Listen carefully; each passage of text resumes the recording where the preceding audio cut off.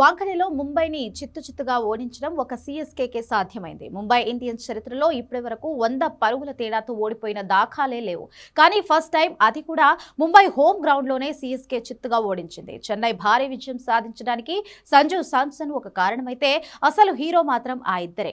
మొన్నటి వరకు బౌలింగ్లో వీక్గా ఉన్న చెన్నై సూపర్ కింగ్స్ అకేలా హుస్సేన్ రావడంతో కాస్త స్ట్రాంగ్ అయింది. పేస్ బౌలర్లు గాయపడి ఏకంగా జట్టునే వీడడంతో కంగారు పడిన చెన్నైకి అకేలా హుస్సేన్ ఆణిముత్యంలా దొరికాడు. అతనితో పాటు మరో స్విన్ మాంత్రికుడు నూర్ అహ్మద్ కూడా తోడవడంతో చెన్నై విజయాలతో దూసుకుపోయింది. ముంబై ఇండియన్స్ పై జరిగిన మ్యాచ్లో స్పిన్ ద్వయం Akeal Hosein, Noor Ahmad CSK real heroes గా మారారు. స్ట్రాంగ్ బ్యాటింగ్ లైనప్ ఉన్న ముంబై ఇండియన్స్ కి ఇద్దరు స్పిన్నర్లు దడ పుట్టించారు.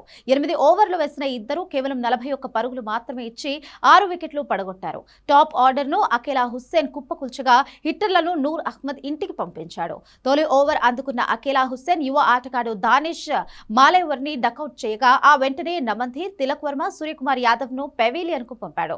ఫామ్ లో ఉన్న నమంధీర్, తిలక్ వర్మ, అకేలా బౌలింగ్ లో క్లీన్ బౌల్డ్ అవ్వడం విశేషం. 4 ఓవర్లు వేసిన అకేలా ఒక ఓవర్ మేడిన్ చేసి 17 పరుగులు ఇచ్చి 4 వికెట్లు పడగొట్టాడు. పవర్ ప్లే తరువాత బంతిని అందుకున్న నూర్ అహ్మద్ ముంబై ఇండియన్స్ కెప్టెన్ హార్దిక్ పాండ్యాను రెండో బంతికే పెవిలియన్ కు పంపించాడు. ఆ తర్వాత హార్డ్ హిట్టర్ రూదర్ఫర్డ్ ను కూడా అవుట్ చేసి ముంబై 104 పరుగులకే ఆల్అవుట్ కావడంలో కీలక పాత్ర పోషించాడు. 4 ఓవర్ల బౌలింగ్ చేసిన నూర్ అహ్మద్ 24 పరుగులు ఇచ్చి 2 వికెట్లు తీసుకున్నాడు. ఇద్దరు స్పిన్నర్లతో పాటు మిగతా 4 పేసర్లు కూడా రాణించారు.